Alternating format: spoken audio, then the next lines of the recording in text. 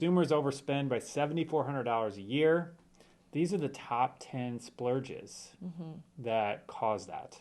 So we're going to go through these and chat about these. Yeah, Bob really wanted to do like the Family Feud thing. Yeah, this is a perfect Family Feud thing. And I just thought of it like 3 minutes ago. But dang it. maybe next time we'll do this because then we can have you guys all guess. Yeah. Right? Yeah, exactly. And then we could be Steve Harvey. You can still guess. We can be Steve Harvey and like whatever. I don't know, make all those jokes. That dude's pretty funny.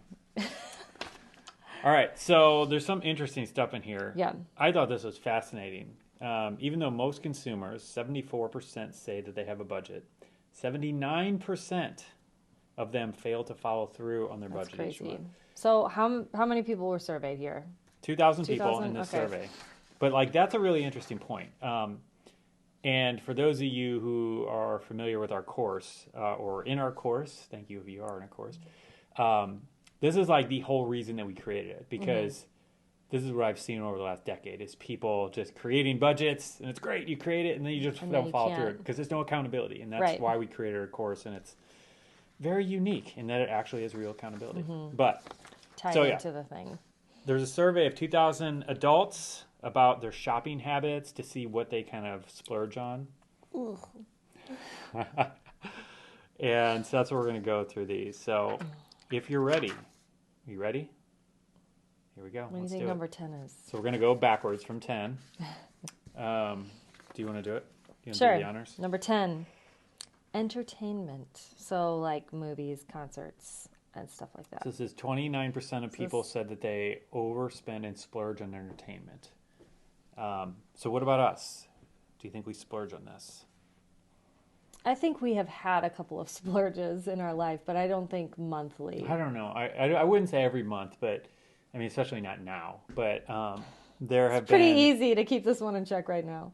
Yeah, there have been some months. I think there's like my birthday month and stuff like that. I feel like we just went out to dinner a whole bunch and... But is that... clobbered. That's not the entertainment. That's not what they're talking about. I don't know. I think it is. They're talking about movies and concerts and like activities. Yeah. So I like don't know.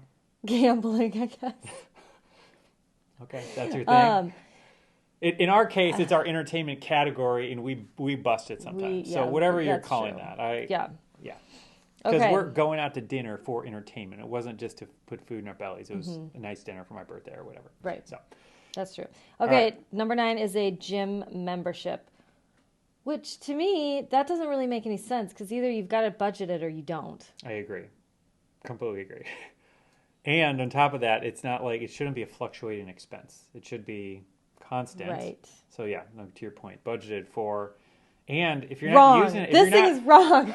If you're not using it, like just cancel it. Like what's the thing? If you are using it, is it a splurge? I don't know. Somebody says, do not say coffee. Well, we'll see. It may be coming up. We'll see. Food delivery. So ordering pizzas or just basically eating out, but in your home. Delivered. Yeah, I can see that. Really anything that has to do with food. I think that one kind of gets us a little bit. How it becomes a splurge. Like we don't do a lot of this or as much as I'd like to, honestly, because we're kind of like on the south part of town, and a lot of the delivery things don't drive out to us or don't drive the restaurants we want. So yeah, that actually probably is better for our budget, but we have 3 little kids. Like it would be really convenient. Really if convenient. They came out here. Okay, number 7. Sorry, Chris. Coffee. Yep. This was a huge one for me for a long time. I mean, I wouldn't say before we were married, I busted my budget. So that's for sure. Yeah, and let's talk about how we solved this problem because we've saved probably thousands of dollars by fixing this problem for us. I bought a machine to make my own at home. Boom, done. That's it. For 30-something bucks, you bought an espresso machine that worked. Mm-hmm. You don't have to spend $500 on them. It was $30. It was $30. And it worked. And you were making the copycat Starbucks drinks that you had been drinking there. You found a recipe online for it. Mm-hmm. And and then instantly we save $5 times 30, $150 a month. Just like that. Yeah. Oh, yeah. And just in case anybody's wondering here, how they got to this $7,400 that consumers overspend each year based on these things. So it says that the amount consumers spend each week averages, and this is not including bills, mortgage, rent, utility stuff, but outside of that kind of discretionary spending, the average is $340 a week. But that is $140 more than the average $200 budgeted. So basically 140 times 4 gives, or wait, 140 times, what would that be, 52 they get weeks? to watch you do math right now. Well, I'm not going to do the math in my head. I'm not fast enough. But yeah, that's how they got to this $7,400 a year. Anyway, yeah, in my life the other night, you haven't watched it yet, have you? Watched what? My life from the other night, where I talked about my No, I haven't. story. I told him how when you were waking up from your wisdom teeth removal, you were like, ask me math questions. That's awesome. And so anybody who doesn't know what she's talking about, Linda did this the other night all by herself talked about her financial journey, and apparently was making fun of me when I got my wisdom teeth pulled. So there you go. What are we on, number 6? Okay, number 6, household essentials. So what is this including? Like, is this toilet paper, paper towels, maybe? Cleaning products, maybe? Yeah, by the way, we just got... This is a hard one for us. Like diapers and wipes. Oh, man. Well, I feel like we have no control over it. It's painful. Yeah. Yeah, they're so expensive, and they just keep coming. But, yeah, anyway, so this is 32% of people say that they overspent on household essentials. Yeah. And I think we do. I think we run out of this category a couple times. Probably every other month or something is what I would guess.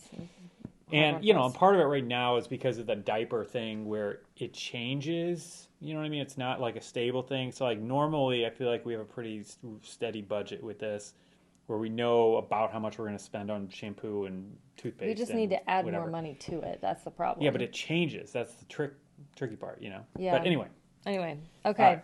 Number 5 is buying lunch every day. I used to do that all the time when I had a day job. But now that I'm at home, like, I don't need to. I started doing this. I did this a while when I first started working out of college, and then I quickly realized how much money I could save by bringing my lunch.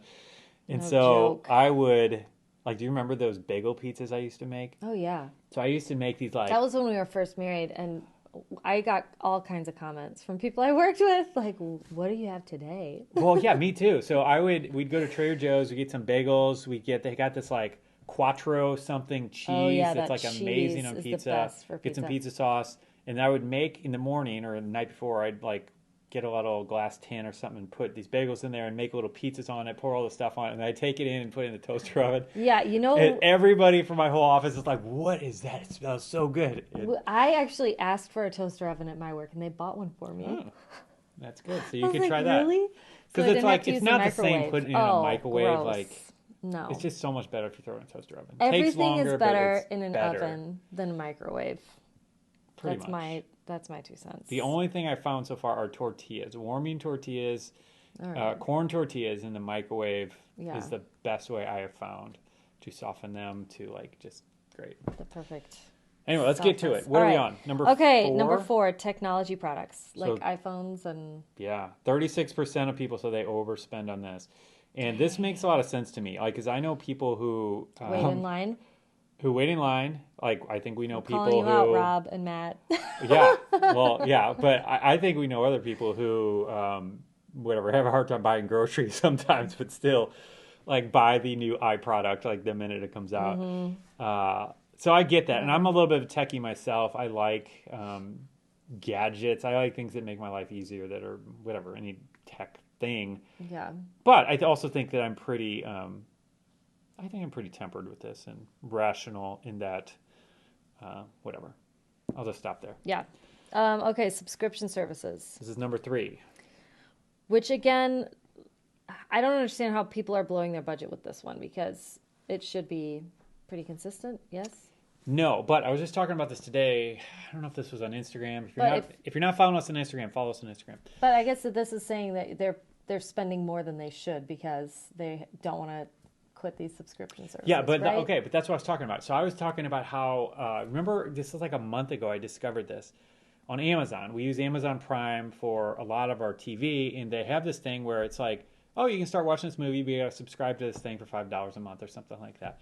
And we've done it enough times. I went in there and we had like 4 channels we were subscribed to that I didn't even know about. I thought you said we were subscribed to one thing 4 times. No, it was 4 different channels. Oh, wow. And we hadn't even been watching them. Like, I didn't even remember when we subscribed to them. And we were just, yeah, it was really frustrating. But my point is that makes a little bit of sense to me because there could be a lot of that going on that you don't even know about.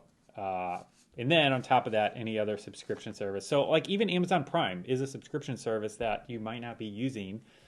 Yeah. Anyway, so all right. So here, hang on a second. Oh. If you are liking this, if you are enjoying this, why don't you hit the like button for us? It'll support our channel. It'll be a blessing. If you're not subscribed yet, we're trying to get to 90,000 subscribers on YouTube. We're getting really close. Maybe you could be the 90,000th. I don't know where we are right now. But why don't you do that as well? And then we can be subscriber buddies. Yeah. Okay. Number 2? Number 2, grocery shopping. This is a hard one for us too. Grocery shopping is our biggest splurge. Yeah, I think. Yeah. Because... Well, our kids eat a lot of food, and I just feel like I'm sure always says think... that. I think our problem is we're like, no, they're not going to eat that much. That's true. They eat a ton of food. But we also... we spend a lot of money on food. We eat pretty clean. We try to, because part of it we consider to be an investment in our health by eating cleaner than I think we both used to when we were younger. Mm-hmm. Oh, yeah. And we're not perfect by any means, but we just eat a little bit cleaner. And it's unfortunately just a little more expensive, to not buy everything processed and in a box. Right. So, all right, what are we on? Are we on number 1? All right, so 40% of people... How about we let them guess? We'll see if we can guess this. 40% of people said that they splurge on this. What do you think it is? Throw us in the comments. Let us know. See if anybody knows. While we're waiting, Nancy, what did you miss? We're talking about what people blow their budgets on, basically, right? All right, I'm not going to answer. We're not going to tell you number 1 until someone guesses. Somebody has to guess. I don't even care if it's wrong. Ice cream. Cable, vacation. None of those yet. Survey says no. Where do you get the X on those? Yeah. Is that what it does? Okay. Anybody on Instagram? Out to eat. Out to eat. That was... Coffee we already talked about. That was another one. That was number 5. Eating out. Clothes.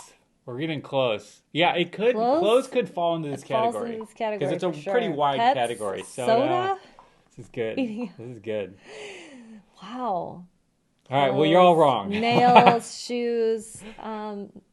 Clothes and shoes definitely fit into the category. Yeah, I think that it's a super wide category. Online shopping. Yeah, which is kind of like, that's really wide, but that's how they did it. That is really wide. So. But, I mean, you think about Amazon, it's like you just keep clicking. Yeah, no, I absolutely, 100%, no doubt, understand this, how easy it is with Amazon. And I'm like, this is a whole nother thing, but I'll just go down this path. I'm working really hard to actually spend less money at Amazon. I don't know if you know this, but whatever, 5-10 years ago, I don't even know if it's just me, but I was really trying to reduce my shopping or spending at Walmart. I'm like, I don't like that company. I don't like the way they treat their workers. And they were the big giant. And now Amazon is the huge giant, making Walmart look like a, mammoth.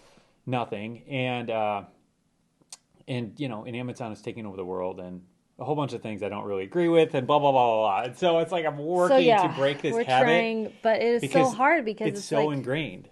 It is. And it's a little app on your phone. Everything's already in there. You just click it, and you're done. And it comes super fast. Surprisingly reliable. I've bought, hundreds and hundreds of things there over the years, and I can't think of a single time when the item didn't show up. Oh, and I feel like in the last year we've had some problems. Yeah, it's like they're getting worse a little bit finally. But I guess my point is that there are other companies that I go to, I make 2 purchases, and one of them just never shows up or something. Where Amazon has just done such a good job. I feel like I'm promoting them now, and I want to do the opposite. But anyway, Shop small, everybody. I get it. Shop small all the time. But that is the big one, online shopping. I understand. What do you think? In the comments, let us know.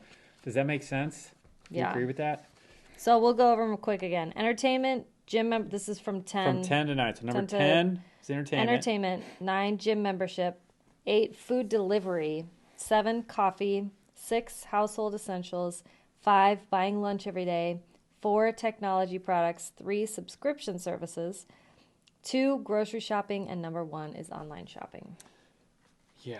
So in terms of saving money with these, let's talk a little bit about some strategies here on how to do this. So I think the online shopping one, I just breaking this down to kind of its simplest parts is understanding yourself in terms of how simple we are. Like we have a 2-year-old right now and a 6-year-old, and it's so funny how similar we as adults like actually think and behave to little kids, and just how much just having a little bit of a carrot, a little bit of a reward, and a little bit of a stick like punishment or something like that, how much that helps us. And so anytime we can have a reward for avoiding something that we're trying to avoid, like that helps. And then on the other hand, if there's a punishment involved, which kind of related to that is one thing that I'm often trying to do is how do I create friction to keep me from doing the thing that I don't want to do. So for example, I'm just thinking of a book a friend of mine wrote, I got it over here somewhere, called Atomic Habits, which is a great book about habits, and it's written by James Clear. And he's talking about in there about what he does is he found himself constantly reaching for a bag of chips or something like that and just having this snacking habit all the time. And so what he did was he hid the chips like really far away in an awkward place where it was difficult to get to. So he added friction, and then he made it really easy to snack on what he wanted to snack on, which was apples. And so he put a bowl of apples on his kitchen table. And so he's walking by, it's a path of least resistance. It's the easiest thing for him to grab. And therefore, he changed his habit of eating the bad thing and eating the good thing. So the question is, how can we do that with our finances? How can we do that with our shopping? How can we avoid some of these things? And, so for example, in terms of online shopping, make it more difficult.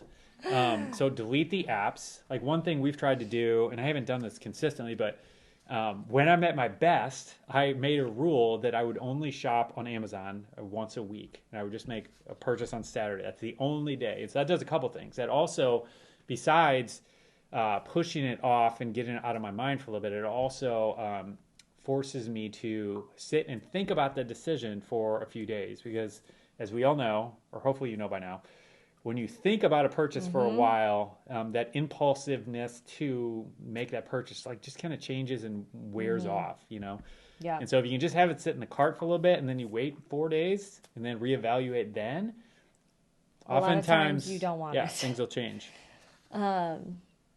Okay. So Shelly says she just got the talk from her husband about getting it under control. I frequently get that talk too. Don't worry. You do? Let me see. Oh, it's moving so fast. Scroll up. Oh, okay. I feel like there was something good up there. Here. Oh wait, too far. Too far. All right, we're going through the comments real quick. Hang tight, everybody. Here, can I just do it? Yeah, you can drive. Because I saw it. Fast food. Somebody guessed makeup. Since isolation, I'm realizing how much I spend on food. I'm in the mood for rather than what I have. I'm learning to look forward to foods and non-essentials, pedicures, etc. Yes, I totally agree with that. So, one thing along those lines, and I don't know if you're talking about snacking specifically, but one thing I did that really helped me a lot. So I'm the cook in our house, and I cook the meals each day. Score for you. Score for me. And I enjoy cooking, but at the same time, at the end of a long work day, and then coming down to the craziness of kids and whatever, like it's just difficult, really, and it's not always the joy of cooking. So one thing that I did was I created, I got sick of every night coming down trying to decide what I wanted to eat. What do I feel like eating? What do you feel like eating? Making those decisions. So I created a monthly calendar and found our top 15 meals that we like to eat and then put them on a calendar. So we basically plan out the entire month of what we're going to eat. And that is our default that we default to. And so we make sure we have all the ingredients to buy them every weekend or whatever. Yeah. And we're not forced into making that meal. So if I come down and we have whatever, pasta on there, I'm like, I don't feel like pasta. I'd rather this. Like we can change it, But the point is that it's a decision that I don't have to make. Like the default is come down, make what's on the calendar. And that has just freed up so much mental energy. And on top of that, it keeps me a little bit more in line with what we want to eat. And then if I really, really want to break it, what the pattern is set, then we will. And you know what else has really been great is that he has added on there like nights of week that we will go get food. And that really helps too, because for me it feels like, oh, we get to go out this night, or you know, we get to it's similar to budgeting. It's the same thing. It really is. Yeah, it is like a trick. It's like a trick. Yeah, it tricks my brain into being like, oh, we could eat out that day. And then I all of a sudden am not like so annoyed by, you know, having to eat in all the time. Like, oh, we can't spend any money on any food just because it says it on there. We don't even do it every time. Like a lot of times we'll just still make food, right? Yeah, absolutely. Yeah. So really since we're going down all these little hacks, I'm going to give you another one that I'm actually working on a lesson for our students in our course, in our budgeting course. If you are in it, you will get this soon. So I'm working on a lesson where I explain how I went through all of the meals that we make. Again, going back to those 15 meals that we make and about 5 meals that we commonly go out to get. And I broke it down by how much does each one cost and how much does each one cost to make, and basically total for the meal for our family. How much does it cost? And it was such a great exercise. Because by doing this, I can see that, all right, when we make pasta, it costs us, whatever, $12 to feed the family. When we go out to this restaurant, it costs us $25. And I can compare all these things, and we can sort this high to low and see which meals actually like making pizza at home is pretty comparable to buying pizza. Yeah, with the crust that we're getting and all that stuff. Like, because we're doing the cauliflower crust, we can't have gluten. So anyway, my point is that this was a really good exercise for me to see. And so I'm building out a spreadsheet, and we're going to share this with all of our students. But it's just really good to be able to see how much each one of your meals cost. And then you can make a decision based on that as well. Chop off the expensive ones and then go with the cheaper ones. And some of them were really surprising. This is what he does in his free time. He calculates the cost of each meal. What can I say? So